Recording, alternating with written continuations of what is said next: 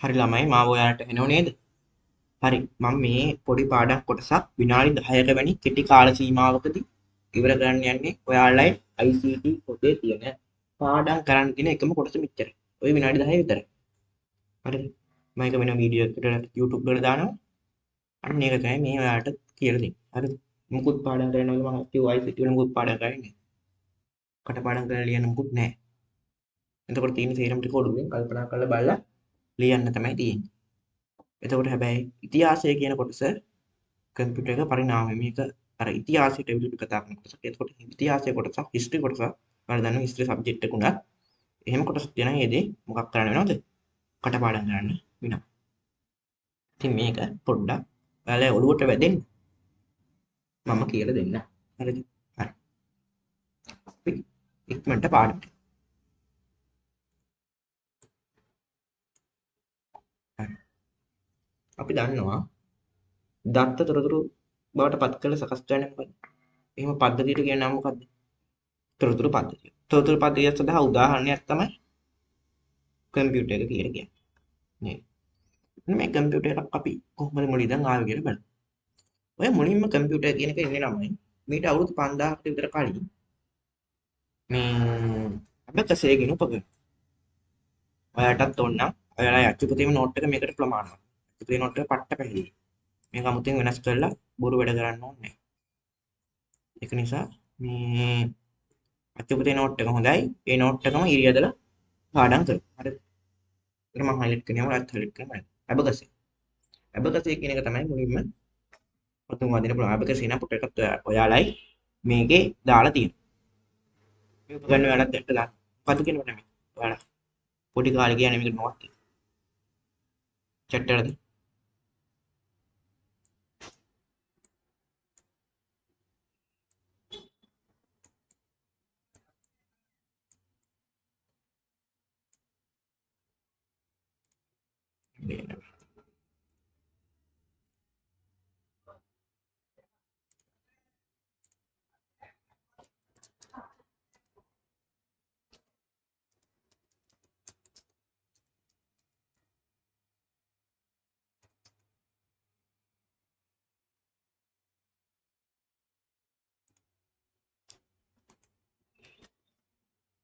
ඔන්න වච. දැන් මතක් වුණාද? හ්ම්.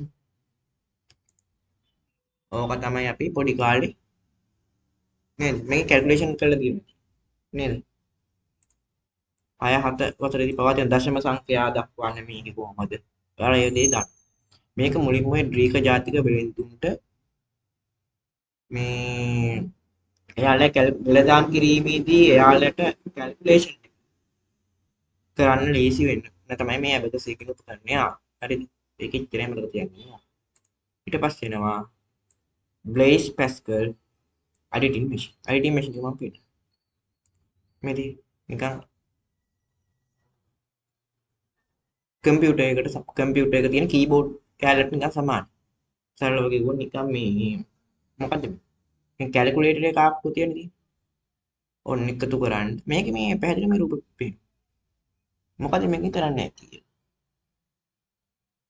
මම ලොකු කරේ.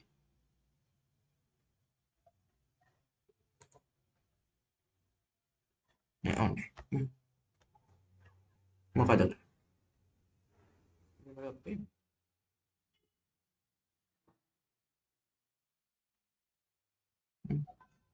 මේක මේ දියුණු වෙච්ච එක. හරි. මුලින්ම එකේ කරන්න පුළුවන් වෙලා තියෙනවා. මම එකතු කිරීම අඩු කිරීම කියන එක විතරයි කරන්න පුළුවන් වෙලා තියෙන්නේ. ඒකවල නෝට් එකේ තියෙන පැහැදිලි. මේ බලන්න. මුලින්ම හදපු එකේ කරන්න පුළුවන් වෙලා තියෙන්නේ බේස් පැස්කල් හදපු එකේ එකතු කිරීම අඩු කිරීම.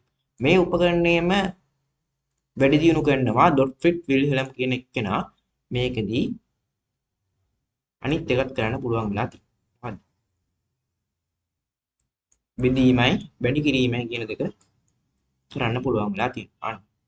ඔන්න දැන් දෙන්නෙක් මතකයි. ෂණික. මොකද්ද? බ්‍රේක් පැස්කල් හදුවා එඩිටින් මැෂින් එකේ එකතු කිරීම අඩු කිරීම විතරයි කරන්න පුළුවන්.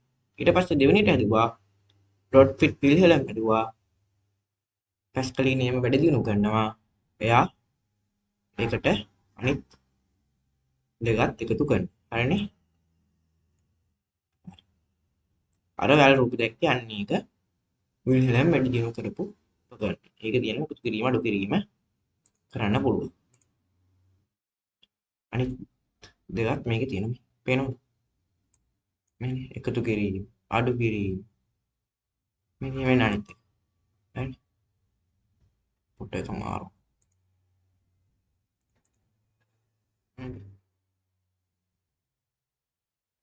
සරලව කැල්කියුලේට් හරියට. හරි. හරි. ඊට පස්සේ තියෙන මේ පංච කාඩ්. කවුද ඒක හඳුන්වලා දුන්නේ? පංච කාඩ් සිස්ටම්. මේක හඳුන්වලා දෙන්නේ ජෝසප් ජකුවාට්. ජකුවා මැෂින් කියලා අහලා තියෙනවා. සිදුරුපත් ක්‍රමයේ පංච කාඩ් සිස්ටම්.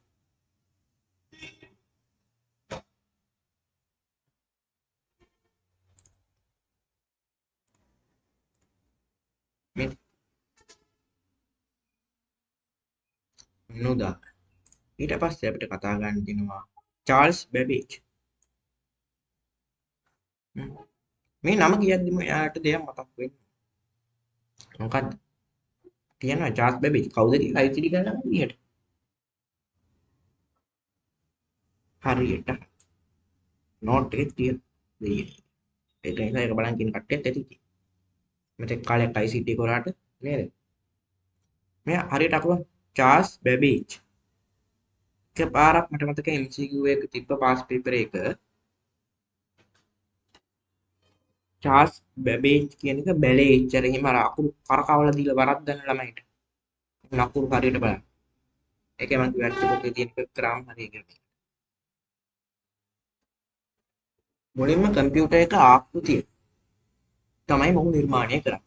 ඇනලිටිකල් එන්ජින් කියන එක. විශ්ලේෂණ එන්ජින් එක.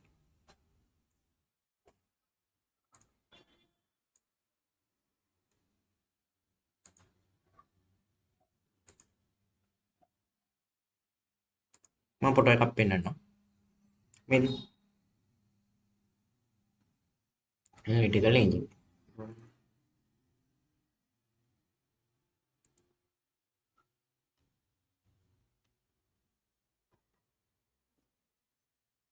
ඔක තමයි ඇනලිටිකල් එන්ජින්. මේකේ මුලින්ම චාල්ස් බැබේජ් හඳුන්වලා දීපු මේකේ අර පංච් කාඩ් සිස්ටම් එක භාවිත කරලා මේක නෝට් එකට යන පංච් කාඩ් කියන සංකල්පය භාවිත කරලා මේකට අපිට දත්ත දෙන්න පුළුවන්කම තිබිලා තියෙනවා. හරිද? ඊට පස්සේ ඒවා අවුට්පුට් කරලා අවුට්පුට් එක දෙන්න පුළුවන් වෙලා තියෙනවා. ඊට පස්සේ ඒවා සකස් කිරීමට අවුට්පුට් එක දෙන්න සකස් කරන්න පුළුවන් යා මේක දත්ත සකස් කරලා තියෙනවා. අන්න ඒකේ ඔහු මොකද්ද? father of a computer. නේද? චාල්ස් බැබේජ්. ඒකේ උට එහෙම කියන්නේ. මොකද හේතුව? ඔන්න කහන්න පුළුවන්. දත්ත ආදානය කිරීම සකස් කිරීම පිළිදානය ආචරණයෙන් එන සංකල්පය. කිරීම මුලින්ම හඳුන්වලා දෙන්නේ කවුද? චාල්ස් බැබේජ්. හරිද? එයා මේක හදද්දී කතාවක් විදිහට මට තියන් ඉන්න. එඩා ඔඩස්ටා ලව්ලේස් කියන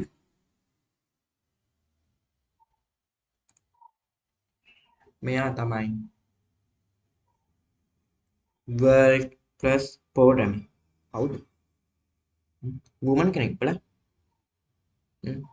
ladies plus නේ ladies plus කියලා කියනවා. මුලින්ම කමලේකන වැඩසටහනක් හදන්නේ කාටද? කාටද? චාල්ස් බැබේජ් හදන්නේ. මේක ඔයාලා විස්තර කියලා තියෙනවා. මෙම යන්ත්‍රය සඳහා ප්‍රෝග්‍රෑම් ලැන්ග්වේජ් ප්‍රෝග්‍රෑම් එක හදන්න උත්සාහ කළ තියෙන්නේ ඇඩා ඔඩස්ටා ලව්ලේස් කියන වැඩසටහන් ශිල්පියෙක්. IBM කියන එක ඔයාලා අහලා තියෙනවා ඊට පස්සේ.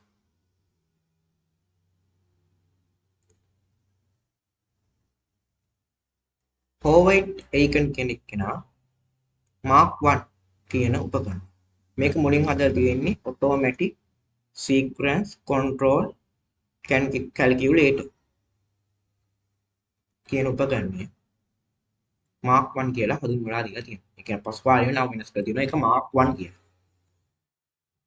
අභ්‍යවකාශක නමක් නෙවෙයි Mark 1 කියලා. ඉතින් හෝවර්ඩ් ඒකන් කියන කෙනා තමයි හඳුන්වලා දීලා තියෙන්නේ. හාර්වර්ඩ් විශ්වවිද්‍යාලයේ නේද?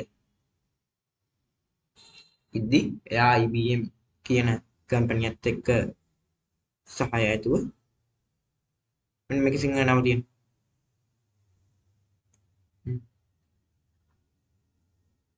හරිද? 1947 දී Mark 1 කියන එක හදනවා. හරිද? හරි. දැන් තියෙන්නේ මෙන්න මේ. ඒ කොටස ඉතින් ඔයාලට පාඩම් කරන්න තමයි තියෙන්නේ. හරිද? එතකොට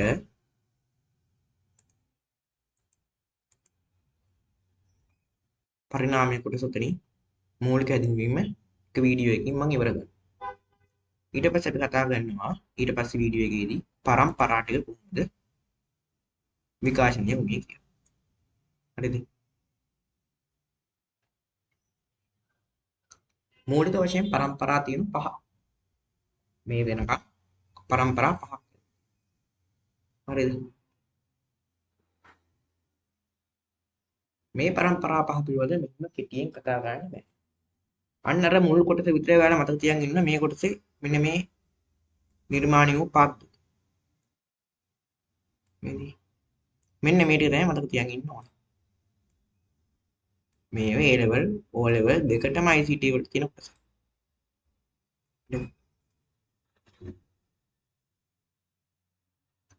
ඔන්න ඔය නම් ටික විතරක් මතක තියාගන්න. ඔන්න අතරින් ඔය මම ඔය පාඩම් කරන්න කියලා කියන වීඩියෝ එක මෙතනින් ඉවර වෙනවා. හරිද? ආයෙ මුකුත් පාඩම් කරන්නේ නැහැ. ඒතර මේ ටික පැහැදිලිව කියා දෙන්න. මම කියා දෙන විදිහට මේ ටික කියන්නේ මේ අවුරුදු ඕනේ. අවුරුදු ඕනේ නැහැ. අවුරුදු එපා. ඒව මතක තියාගන්න වැඩ කරන්න බෑ අපිට. අවුරුදු ඕන වෙන්නේ නැහැ. එක්සෑම් එකට අවශ්‍ය නැහැ. හරිද? ඔන්න පාඩම් කරන වීඩියෝ එක මෙතනින් ඉවර කරනවා. හරිද? මම මේකට නම දානම් පාඩම් කරන වීඩියෝ එක. හරි? මෙච්චරයි පාඩම් කරන්න තියෙන්නේ. මොකක්ද? කම්පියුටර් ජෙනරේෂන් ටිකත් එක්ක ෆස්ට් ජෙන් එකේ මොනවද ආවේ? First generation. දෙවෙනි ජෙනරේෂන් එකට ආපු ඒකට උදාහරණ. තුන්වෙනි එකට ආපු උදාහරණ. හතරවෙනි එකට උදාහරණ. මේ ලේසි උදාහරණ කීපයක් තියෙන්නේ. පස්වෙනි එක දෙන උදාහරණ. මේ උදාහරණ දෙක ඇදී. හතරවෙනි පරම්පරාව. හරිද? මෙතනින් එහා නෑ උදාහරණ. හරිද? උදාහරණ හොයන්න යන්නේ අපේ AI වලට දාලා උදාහරණ ඒව නෑ සිලබස් එක පිට අහන්න. හරිද? ඔය ටික තමයි තියෙන්නේ. හරිද? ඔන්න ඔය ටික තමයි කටපාඩම් කරන්න. ඊට පස්සේ මෙන්න මේ කම්පියුටර් එකේ පරිණාමය කොට. මොකද්ද? මම කෙටියෙන් කියනවා කරන්නේ. ඊට අවුරුදු 5000කට කලින් හදනවා ඇබකස්. හරිද?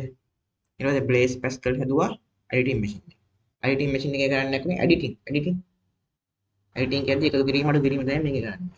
ඊට පස්සේ මේ එඩිටින් මැෂින් එක දිනු කියලා හදනවා ඩොට් ෆිට් පිළිහෙල. මොකද්ද? ඒ කියන්නේ ඒක දිනුනේ මොකද්ද? දිනු කරනවා කියලා. මොකද්ද? ඒකට එකතු කිරීම අඩු කිරීමට අමතරව අනිත් දෙකත් ගන්න පුළුවන් වුණා. වැඩි කිරීමයි බෙදීම. ඊට පස්සේ ජෝසෙෆ් ජැකුවා. මම නවෙන් මතක තියන් ඉන්නේ ඒක ජැකුවාට කියන්නේ සිදුරුපත් සංකල්පය කියන එක හඳුන්වලා දෙනවා. ඊට පස්සේ චාර්ල්ස් බැබේජ්. කවුද? කම්පියුටර් එක අපිට හඳුන්වලා දීපු කෙනා නේද? ඇයි ඔහුට එහෙම කියන්නේ? father of a computer කියලා කියන්නේ මොකද? මුලින්ම කම්පියුටර් එකට input output process කියන සංකල්පය හදන්න පංච කාඩ් සිස්ටම් එකක් භාවිතා කළා නේද? ඒ සංකල්පය හදන්න උදව් වුණේ චාර්ල්ස් බැබේජ්. චාර්ල්ස් බැබේජ් හදපු ඒකට ඇනලිටිකල් එන්ජින් එකට ප්‍රෝග්‍රෑම් එක ලියන්නේ කවුද? ඇඩා උඩස්ටා ලව්ලිස් කියන කෙනා. එයා කවුද? WordPress ප්‍රෝග්‍රෑම් නේද? ඇඩා කියලා කියන්නේ. ඊට පස්සේ හෝවර්ඩ් ඒකෙන් හදනවා මාක් 1 එක. ස්වයංක්‍රීය අනුක්‍රමික පාලන යන්ත්‍රය කියලා අපි සිංහලෙන් කියනවා automatic sequence control calculator කියලා කියන්නේ. IBM කියන කම්පැනි එකත් එක්ක එකතු වෙලා නේද? එයා හාර්වර්ඩ් කියන විශ්වවිද්‍යාලයේ එයාට හිටපු යාළුවොත් එක්ක එකතු වෙලා හදන එකක් තමයි මේක. ඔන්න ඔච්චරයි කටපාඩම් කරන්නේ. වෙන මොකුත් කටපාඩම් කරන්නේ නැහැ. එක දෙයක් අපට පාඩම් කරන්න ඉදිරියට. ඔච්චරයි. මොකද මේකත් මං හිතන දැනට මතකයි. මේක අපට පාඩම් කරන්න මං කියන්නේ. මේ වීඩියෝ එකම දෙපාරක් තුන් පාරක් බලන්න. ඔයාලට මතකයි හිටියේ. මේ කොටස A level වලටත් තියෙන O level වලටත්. මම දැන් ඊට පස්සේ වෙන වීඩියෝ එකකින් කරන්න. මෙන්න මේ කම්පියුටර් ජෙනරේෂන් ටික සම්බන්ධ. ඇයි ඒක වෙනම කරන්න කිව්වේ? ඒකකින් එක ඔයාලට මතක හිටින විදිහට විස්තර කරන්න. ඊට රූප පෙන්නලා, පැහැදිලි කරලා. ඒකට වෙනම නෝට් එකක් ඕනේ. මේකේ නෝට් එකක් දෙන්න තමයි තියෙන්නේ. ඒ විදිහටම මේකට වෙනම නෝට් එකක් ඕනේ. එතකොට මේකකින් එක විස්තර කරන්න. මොකද්ද රික්ත කණල් කියන්නේ? ट्रांजिस्टर කියන්නේ. පටි.